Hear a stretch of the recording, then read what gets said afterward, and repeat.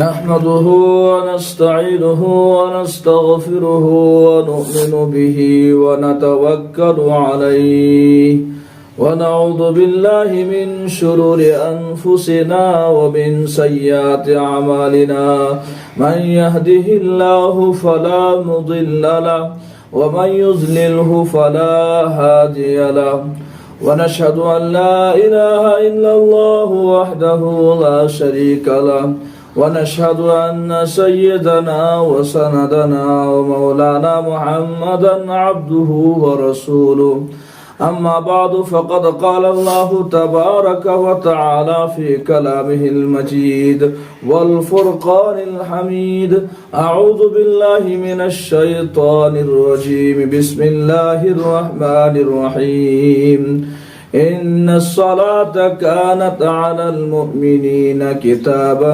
موقوتا وقال تعالى في موضع آخر قد أفلح المؤمنون الذين هم في صلاتهم خاشعون وقال النبي صلى الله عليه وسلم الصلاة عماد الدين فمن أقامها أقام الدين ومن هدمها هدم الدين وقال النبي صلى الله عليه وسلم في موضع آخر من ترك الصلاة متعمدا فقد كفر صدق الله العظيم وصدق رسوله النبي الكريم ونحن على ذلك لمن الشاهدين والشاكرين. محترم ناظرین، ابھی میں نے قرآن کریم کی چند آیتیں پڑھی اور احادیث مبارکہ کا کچھ حصہ آپ لوگوں کو سنایا. قرآن پاک کی جو آیتیں ابھی پڑھی ہیں اس طرح کی اور بہت ساری آیتیں ہیں، اور احادیث مبارکہ جو میں نے آپ لوگوں کو سنایا ہے، ان تمام نصوص میں، ان اللہ کے فرمودات میں، ان ارشادات میں اللہ تعالیٰ نے دین اسلام کے ایک بہت بڑے فریضے کا تذکرہ کیا ہے، ذکر کیا ہے. یہ ایک ہی آیت نہیں ہے، یہ ایک دو آیت کی بات نہیں ہے، بلکہ جو میں نے آیت پڑھی ہے اس طرح کی بہت سارے ایسی آیات ہیں قرآن کریم میں. سینکڑوں مقامات پر اللہ تعالیٰ نے نماز کی فضیلت کو بتایا ہے، نماز کی اہمیت کو بتلایا ہے، احادیث کے ذریعے بھی بتلایا گیا ہے، نبی پاک صلی اللہ علیہ وسلم کے زبان مقدس کے ذریعے نماز کی اہمیت کو، اس کی فضیلت کو بتلایا گیا ہے. ایک طرف نماز کی اہمیت، اس کی فضیلت، اسلام میں اس کا مقام کیا، اس کا مرتبہ کیا، اور اس کے پڑھنے پر کتنا بڑا ثواب اور نہ پڑھنے پر اس کا عذاب کتنا بڑا ہے، نہ پڑھنے والوں کے لیے اس کی وعید کتنی سخت ہے، نہ پڑھنے والوں کے لیے کتنا بڑا وارنٹ ہے، دونوں کو جو بتایا گیا ہے. میں چاہتا ہوں کہ آج اپنے اس ویڈیو کے ذریعے آپ تمام لوگوں تک بات پہنچاؤں کہ اسلام میں نماز کا کیا مقام ہے. میرے محترم دوستوں اور میری ماں اور بہنوں اور محترم ناظرین، میری تمام بات سننے والوں کو میں کہنا چاہتا ہوں کہ دیکھو، اسلام میں ایک مسلمان کو، ایک مومن کو، ایک ایمان لانے والے کو ایمان لانے کے بعد جو سب سے پہلا فریضہ عائد ہوتا ہے، جو سب سے پہلا حکم اس کو لاگو کیا جاتا ہے، جس چیز کو اسے کرنے کے لیے کہا جاتا ہے، وہ اسلام میں نماز ہے. ایمان کے بعد نماز کا درجہ ہے، اور نماز ایک ایسی بڑی عبادت ہے، ایک اتنی عظیم المرتبت عبادت ہے، ایک اتنی محترم شان عبادت کے حامل ہے کہ اس نماز کو اسلام میں علامت بتلایا گیا ہے. آپ سمجھ سکتے ہیں، آپ غور کر سکتے ہیں، آپ دلوں کو ٹٹول کر جھانک کر دیکھ سکتے ہیں کہ جس طرح ہر قوم کی ایک علامت ہوتی ہے، ہر معاشرے کا ایک پہچان ہوتا ہے، ہر مذہب کا اپنا ایک خاص شعار ہوتا ہے، ہر دھرم کا ایک لیبل ہوا کرتا ہے، بالکل ٹھیک اسی طرح اسلام کا بھی ایک پہچان ہے، مذہب اسلام کی ایک خاص شعار ہے، مذہب اسلام کی بھی ایک الگ طرح امتیاز ہے، اور وہ کیا ہے؟ نبی پاک صلی اللہ علیہ وسلم کے زبانی سنیے، لِكُلِّ شَيْءٍ عَالَمٌ وَعَالَمُ الْإِيمَانِ الصَّلَاةُ، ہر چیز کی ایک علامت ہوتی ہے اور ایمان کی علامت نماز ہے۔ گویا اسلام کی علامت، ایمان کی علامت نماز کو قرار دیا ہے۔ نماز مذہب اسلام کی پہچان بتلایا گیا ہے۔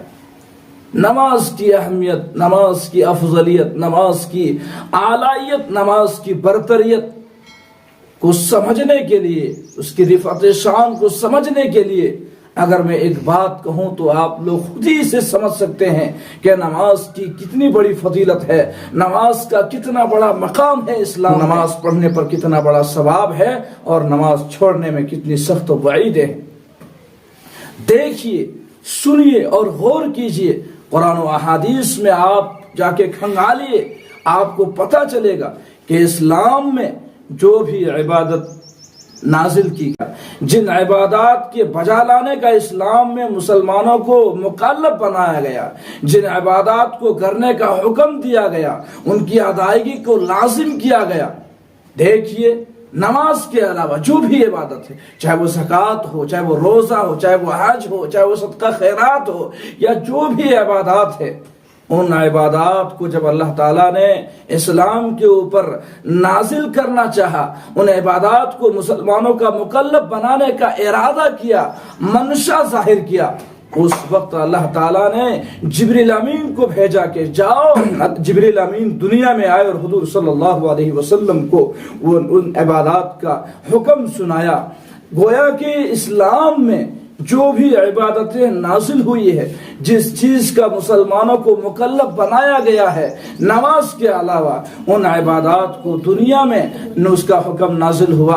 روزے کی فرضیت دنیا میں نازل ہوئی، زکوٰۃ کی فرضیت دنیا میں نازل ہوئی، حج کی فرضیت کا حکم دنیا میں نازل ہوا، صدقہ خیرات کا حکم دنیا میں نازل ہوا، اور ان تمام میں جبریل امین کا واسطہ ہے۔ لیکن قربان جائیے نماز کی فضیلت اور اس کی برتری پر، نماز کی افضلیت پر قربان جائیے، غور کیجئے، مر مٹنے کا مقام ہے کہ نماز کتنی بڑی عبادت ہے، کتنی اہم عبادت ہے، کتنا بڑا مقام ہے کہ اللہ تعالیٰ نے جب نماز کی فرضیت کو مسلمانوں کو سونپنا چاہا، مسلمانوں کو اس کا مکلف بنانے کا منشا ظاہر کیا، تو اس وقت دنیا میں جبریل امین کو نہیں بھیجا، دنیا میں اس کا حکم نازل نہیں ہوا، بلکہ اللہ تبارک و اللہ تعالیٰ نے اپنے پاک چہیتے پیغمبر کو عرش الہی میں بلایا، اللہ نے اپنے دربار شاہی میں بلایا، معراج کا سفر کرایا، اور وہاں پر اپنے چہیتے لاڈلے محبوب پیغمبر کو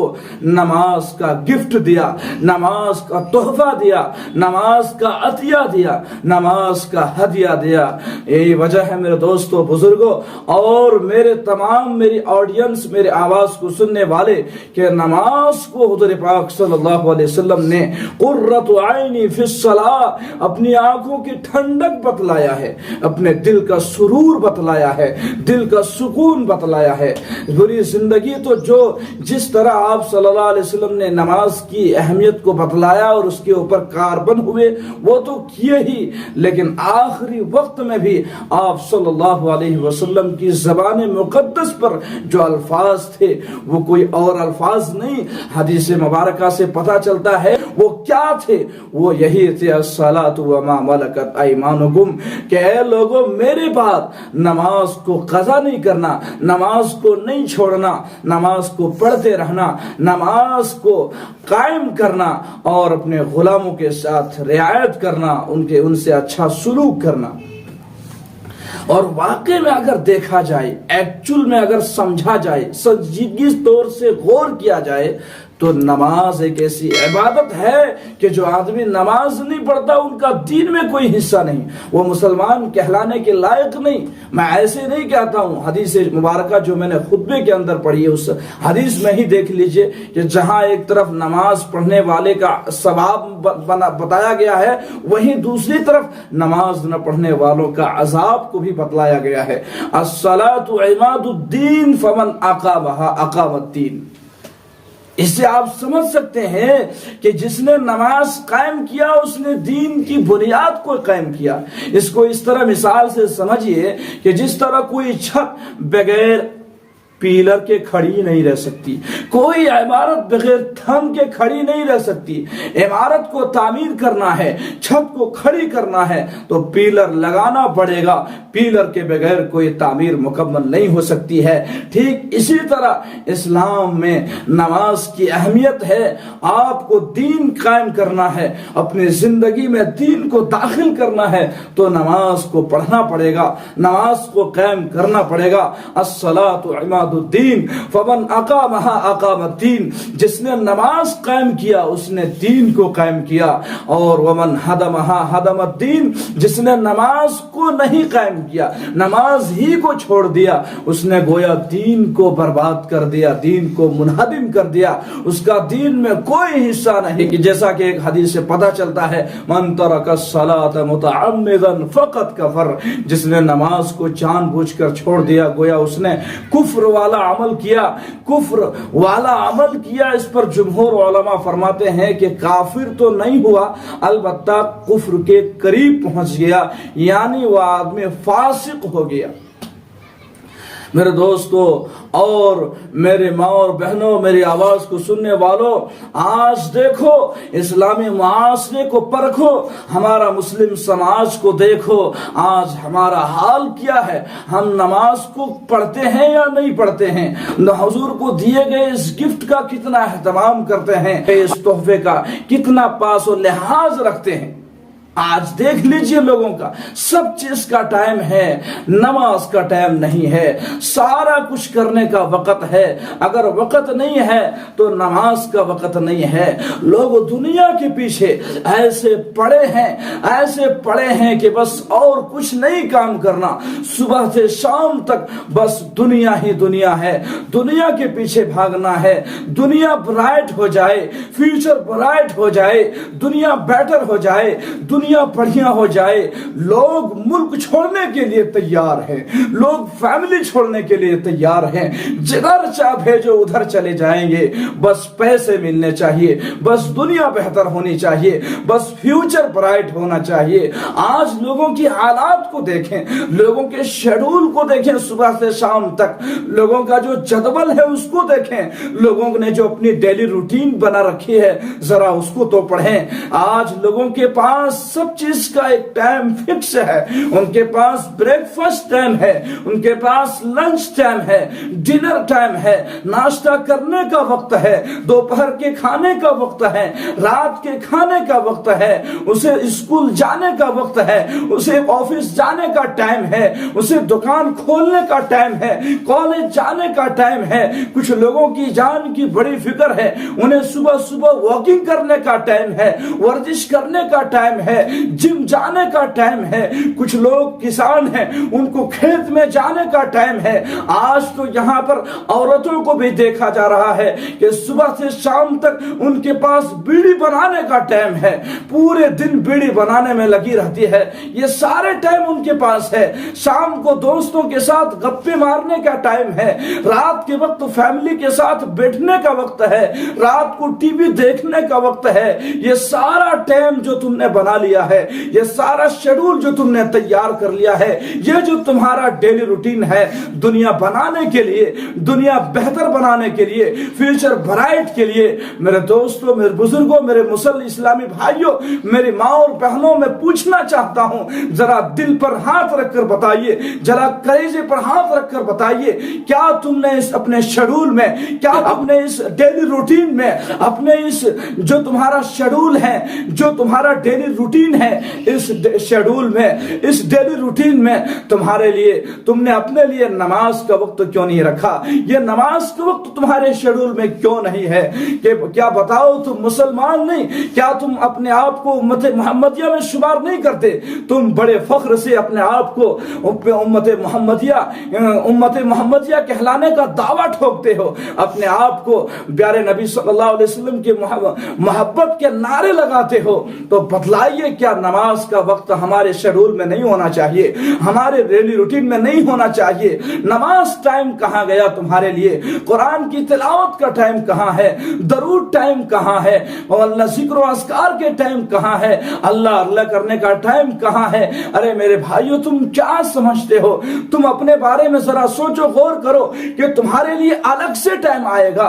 کیا تم یہ سمجھتے ہو کہ ہمارے لیے کوئی الگ سے ایکسٹرا ٹائم ملے گا؟ میرے بھائیو، ایکسٹرا ٹائم ملنے والا نہیں ہے۔ جس طرح موبائل کے اندر آپ ایک مثال سے سمجھ سکتے ہیں کہ جس طرح موبائل کے اندر آپ کو کمپنی کی جانب سے آپ کی 90% جو ڈیٹا ہے وہ ختم ہونے کے بعد آپ کو میسج آتا ہے موبائل کے اندر کہ آپ کا 90% ڈیٹا ختم ہو گیا ہے، پلیز آپ ریچارج کرا لیں، آپ نیا پیکیج لے لیں، آپ نیو ریچارج کرا لیں۔ اس طرح کا جو میسج موبائل کی کمپنی کی طرف سے آپ کے موبائل میں تو آ سکتا ہے، لیکن زندگی میں کوئی میسج نہیں آئے گا۔ مثال کے طور پر ایک آدمی کا عمر اللہ نے 60 سال مقرر کیا ہے، اس کے 55 سال عمر ہو جانے کے بعد یہ نہیں کہا جائے گا، اللہ کی طرف سے کوئی فرشتہ آ کر اسے یہ نہیں بتائے گا کہ 55 سے لے کر 55 تک تم نے دنیا کمانے میں لگا دیا، دنیا بیٹر بنانے میں لگا دیا، اب 5 سال تمہارے زندگی کے باقی ہے، پھر زندگی کی آخری جو ایام 5 سال بچے ہیں ان میں آخرت کی تیاری کر لو، موت کے بعد آنے والی زندگی کی تیاری کر لو، آخری ٹھکانے کی ذرا فکر کر لو۔ 3 دن بچا ہوا ہے، ذرا ذکر و اذکار کر لو، اللہ کے گھر میں چلے جاؤ، سجدے میں پڑ جاؤ، گناہوں سے توبہ کر لو۔ ایسا کوئی میسج آنے والا نہیں، کوئی فرشتہ بتانے والا نہیں میرے دوستو، پتہ ہی نہیں چلتا، بتاتا کوئی نہیں بلکہ پتہ ہی نہیں چلتا ہے۔ انسان صبح گھر سے نکلتا ہے اور یہ کہہ کر جاتا ہے کہ یہ والا کھانا بنا کر رکھنا، شام کو میں آؤں گا تو یہ کھانا کھاؤں گا، یہ شام کو میں آؤں گا تو یہ کپڑے پہن کر اپنے دوستوں کے ساتھ پارٹی میں جاؤں گا۔ گھر والے کھانا بنا کر رکھتے ہیں اور کپڑے استری کر کے تیار رکھتے ہیں، گھر والے انتظار میں دسترخوان بچھا کر رکھتے ہیں، لیکن بندہ نہیں آتا ہے، جنازہ آتا ہے، خبر آتی ہے کہ چلا گیا وہ شخص جو دوپہر میں ہمارے ساتھ تھا۔ کیا آپ لوگوں نے یہ واقعہ سنا نہیں میرے دوستو؟ آپ لوگ خود ہی اپنے گاؤں میں، علاقے میں، قریے میں، گلی کوچوں میں، محلے میں مشاہدہ کر سکتے ہیں۔ دن رات ہمارے قریب سے، ہمارے معاشرے سے، ہمارے آس پڑوس سے کتنے جنازے اٹھتے ہیں۔ آج کتنے ایسے لوگ ہیں جن سے اگر ملنا ہوتا ہے تو قبرستان جانا پڑتا ہے، وہاں جا کر بھی آج لوگوں کو فکر نہیں ہوتی ہے۔ بڑے افسوس کی بات ہے۔ اس لیے اے فیوچر برائٹ کرنے والوں، اپنے آپ کو فیوچر برائٹ میں لگانے والوں، اپنے آپ کو دنیا میں بہتر کرنے کے لیے روز بروز اپنی ساری قوت کو صرف کرنے والوں، میں تم سے کہنا چاہتا ہوں، کیا تمہارے لیے کیا الگ سے ایکسٹرا ٹائم آئے گا؟ میرے دوستو، کوئی الگ سے ٹائم نہیں آئے گا۔ تم کو اسی زندگی میں آخرت کی تیاری کرنی ہوگی، آخرت کی فکر کرنی ہوگی، آخرت کے بارے میں سیریس ہونا ہوگا۔ موت کے بعد آنے والی زندگی کے لیے تمہیں تیاری کرنی ہوگی۔ اسی جو عمر ملا ہے، اسی جو وقت ملا ہے، اسی عمر میں تمہیں آخرت کی تیاری کرنی ہوگی۔ میں ایک بات کہہ کر، ایک شعر ہے، اپنے بیان کو ختم کرنا چاہتا ہوں اور پیغام دے کر جانا چاہتا ہوں کہ دنیا یہیں رہے گی، سن لو اے دنیا والو، دنیا یہیں رہے گی، سن لو اے دنیا والو، جائے گا ساتھ اپنے اعمال کا خزانہ، کچھ کام آ سکے گا نہ انسان کا مال و زر، کچھ کام آ سکے گا نہ انسان کا مال و زر، دے گی ہمیں سہارا یہ نماز پنجگانہ۔ اسی بات پر میں اپنے تقریر کو ختم کرتا ہوں۔ اللہ تعالیٰ سے دعا اور سارے مسلمان کو پابندی سے نماز پڑھنے کی توفیق نصیب فرمائے، آمین۔ وآخر دعوانا الحمدللہ۔